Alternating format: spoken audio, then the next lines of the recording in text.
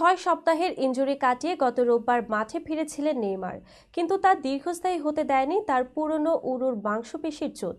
মাঠে ফেরার 5 দিনের মাথায় আবারও ইনজুরিতে পড়েছেন তিনি, যা মানতে পারেননি নেইমারও, তাই কাঁদতে কাঁদতে মাঠ ছেড়েছেন তিনি। বৃহস্পতিবার সান্তোসের ঘরের মাঠ ভিলা বেলমিরোতে নিজের শততম ম্যাচ খেলতে নেমেছিলেন ব্রাজিলিয়ান এই সুপারস্টার। অ্যাটলেটিকো মিনেইরোর বিপক্ষে শুরুর একাদশে ছিলেন নেইমার। এদিন 27 মিনিটের মধ্যে 2 গোল দিয়ে বসে তার দল। এরপরেই বিপত্তি। প্রথমে বেঞ্চের দিকে তাকিয়ে বদলির ইঙ্গিত দেয়া, এরপর মাটিতে বসে যাওয়া।